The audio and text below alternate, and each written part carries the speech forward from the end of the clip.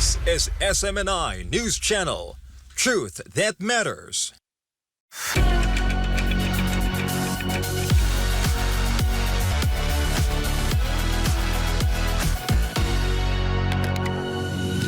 Good evening.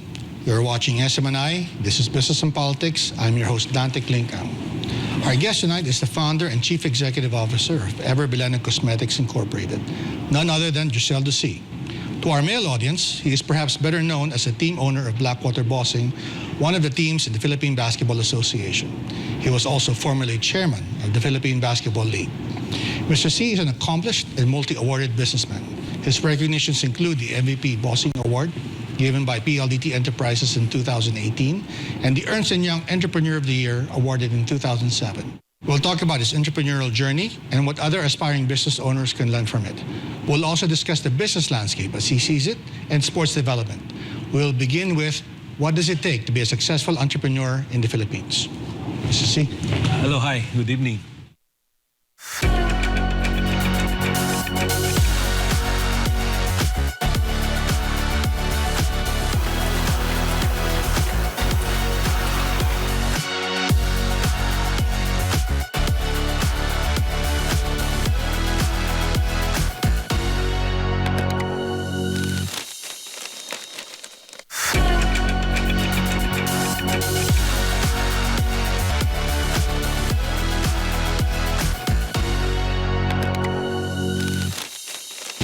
Mr. Dioceldo Sy, thank you for making time for Business and Politics. Good evening, sir. Yeah, thank you. It's an honor to be invited here to your very fabulous show, Business and Politics. Well, sir, I was excited to talk to you because you have a very interesting success story. Yeah. I understand you came from very humble beginnings. Yeah. You were a sports enthusiast who got into somehow the beauty business. Yeah. But I understand your grandfather was a big influence in your life. Maybe can you talk about that and how you started, how he inspired you, or what he taught you to be the successful man you are today? Actually, my grandfather is a pioneer in the cosmetic industry in the Philippines. He migrated as a refugee to Philippines in 1938. From China? From China. There was civil war. So he came in, siyempre at that time, he got nothing. Mm-hmm. So then the onset of the war, World War II, and he was living in the Divisoria area beside the river. The good thing was, okay siya mag-PR. Okay. The ground floor was a Japanese headquarter, and his home is on the second floor. I see. And then what he did was he keep on cooking and give the mga Japanese commanders some food. That's how he survived. That's how he survived. And the Japanese soldiers or military gave him a go signal, continue to do your business, is cooking pomade at that time. And then I remember my uncle, my grandfather said, good business kasi at that time, pisong capital can sell 10 pesos because there's no competition and he's protected. Right. And the story was he was cooking some pomade and then he delivered to Quiapo using his bicycle lang. Wow. Now, So, do I remember correctly? You worked for your grandfather, or you were exposed to the business somehow? Or? My grandfather was well off when I was growing up. Unfortunately, He was already successful. yeah, he was very successful, but he passed away at the age of 58 in Very young. at 1969. I was 11 years old, and there was no succession. Okay. So my uncle was only 19, 20, out of high school. Okay. So obviously there was no tutorial help from my grandfather. And I worked for that company for 4 years before it closed down in 1980. I see. So that's how I started. And it was really a humble beginning because when it shut down, I have to be on my own. So, Okay. Now, I heard you were an aspiring athlete. You played for your high school team. Yeah. And I think that was a career you were very interested in. Yeah. But you had to give that up, not to Yeah, correct. to work. You're good in researching because I played for my high school team, and then I was dreaming to be a PBA player, and I was thinking of I have to go to college or university muna. But unfortunately, my environment or circumstances doesn't allow. So I have to work in the daytime and be a working student at night. Wow. So I have to give up that dream and just do some pickup games on the weekends with some friends and the other colleagues. Okay. So I was also interested that in the fact that you had some very well-known mentors when you were growing up. You were close to Mr. John Gokongwei when he was alive and Mr. Henry Sy when he was alive. How did that friendship come about? And then why did they take an interest in you? well, I got to know Henry Sy in 1980 or 79 Okay. when I was shopping for some gift. Okay. Then I met him with my friend's sister there. Okay. So then we met up with a small chit chat in the Cafe LSE at the time. Okay. And I remember it was almost 5 o'clock. I said, "What are you guys doing?" I said, Okay. "We're not doing anything." Oh, he come to my office in the old stock exchange Just out building. of the the old blue. one, yeah. Wow. So we went there. Okay. Went to his office. So I got 2 hours. Did you know who he was? I know who he was already Okay. because at that time Shoemart department store is already Very a famous, name yeah. already. Yeah. They have Shoemart in Makati and in Cubao already. Okay. Plus the one in Quiapo. Okay. So he's quite well known, but not like the Taipan that we used to that we know. Are you related? Because you have We came from the same area, Jinjiang in Fujian. So Okay, all the same seeds village. are coming from the same village. So the good thing was I met Mr. Henry Sy in 1980 and I met Mr. John in 1985-86. Both of them shared me their wisdom, and I realized that I was ahead of my friends who are same in the early 20s. I felt that I was ahead by 30 years. I was in the 50s already, which is their age, Right. because they share me his wisdom and experiences. At the time, you were already in business or you were just getting started or? With Henry Sy, I was about to get started, Okay. while with Mr. John, I was already in the business. I see. I see. So both contributed a lot to my knowledge and shortcutting the 30 years work from my 20s to my 50s. Right. So I was ahead of all my peers, and I pick up everything what they shared me. I put it in my brains. I put it into work. So Yeah. that's swerte lang talaga. Very Yeah. swerte. Would you mind telling us, with Mr. Henry Sy first? Oh, What are some of the things you remember about him, and what would you consider his most maybe important advice to you as a young person? You were still getting started. Yeah. With Mr. Henry Sy, he told me, you know what we have in common between myself, Mr. John, Sorianos, Sobels, and all the other big guys? So what?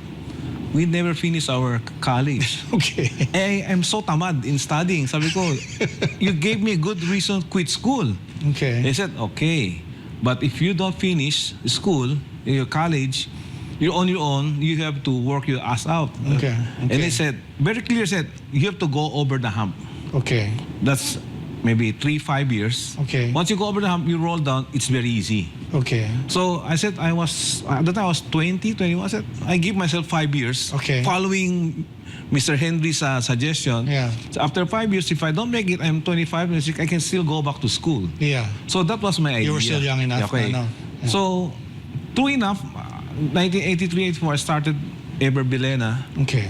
And then 85-86, I met Mr. Jan naman. So, both have the same philosophy, same wisdom that shared Yeah. to me. Yeah. So, when I met Mr. Jan, I was already in business. Yeah. And he gave me some breaks also. Yeah. So, I still started rolling down. So, I didn't go back to school anymore. I Yeah. continued doing the business na. Right. Now, I remember in one of the interviews you did, you were saying that you would often go to the house of Mr. Jan. Gokongwei. Yeah. And you would just have like a Sunday afternoon. Yeah. And Correct, yeah.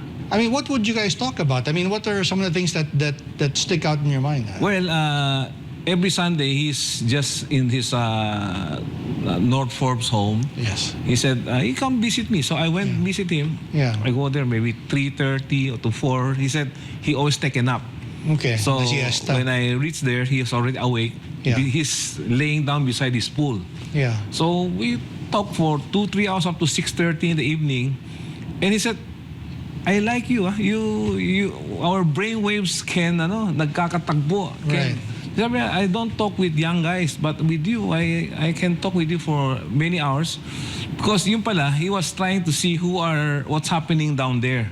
Because Okay. he is up there and I'm down there. Then, kamusta na si ganon, kamusta Right. ganyan. So I shared with him what's happening on ground zero. Right. And on my cell phone, what's happening up there naman? Right. So he will explain this is like this, like that.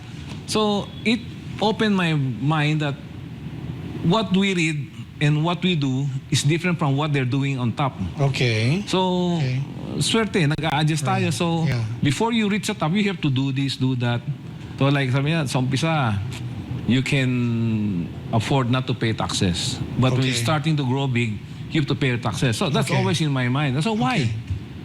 Because you don't pay tax, you cannot grow big. The Okay.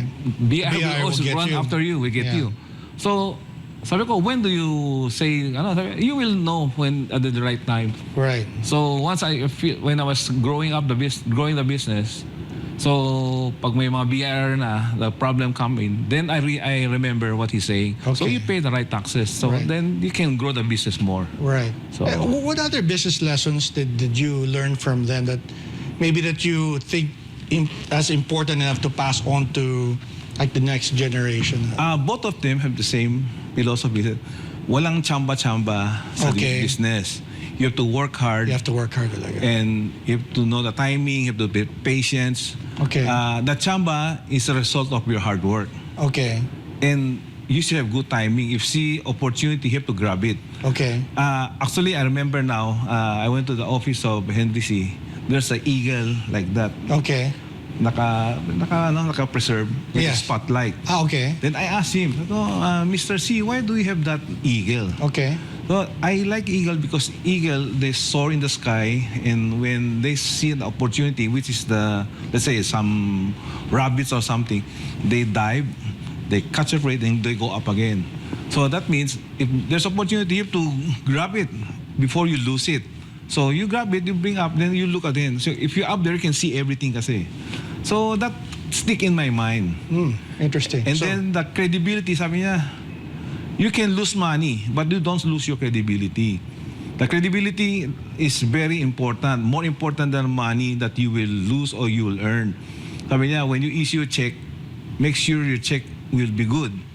And if you cannot be good, maski a week or so before the due date, you have to call and say sorry, you have to extend a little bit, then people will understand. Rather than letting your check bounce, then you lose your credibility. Interesting. So perspective, decisiveness, Yeah. and credibility, Yes. important lessons. Yes. We'll be right back with Dioceldo Sy. This is Business and Politics. We'll take a quick break.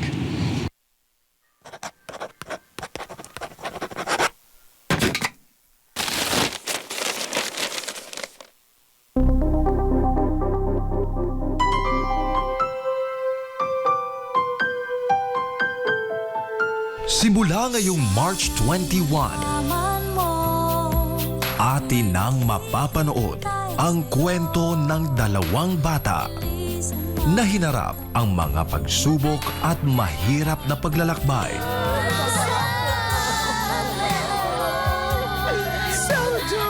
Pupunta tayo sa Xiamen. May larawan tayo ni Papa. Mas gusto ko nang umalis tayo dito kaysa paghiwalay nila tayong dalawa. Pupunta tayo sa Xiamen?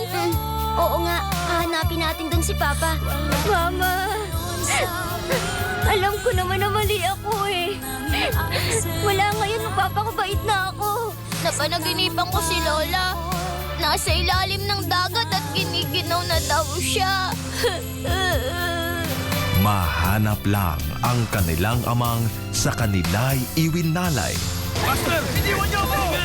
Samahan ang mga Chinese superstar ngayon na sina Lu Ziyi at Son Chanyu bilang Xiaojun at Xiaoji sa TV drama series na nagpaantig sa puso ng mga manonood sa Asya, sa Pilipinas mapapanood na. Papa, nasan ka? Alas 8 ng gabi, dito lamang sa SMNI.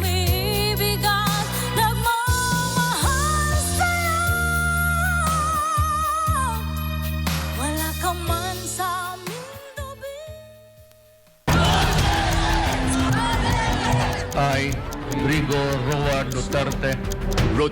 Roa Duterte, former President of the Philippines. Former Davao City Mayor. Well-loved Filipino public servant.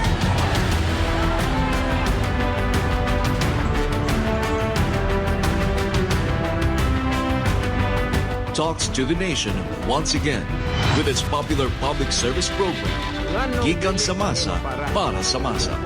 I look forward to the resumption of my original program way back, Gikan sa Masa para sa Masa. Great expectation. Everything that is relevant to the lives of the Filipinos, issues that will affect our everyday, whatever, anything under the sun. Catch it live weekly on SMNI. In the spirit of nation building, only here on SMNI.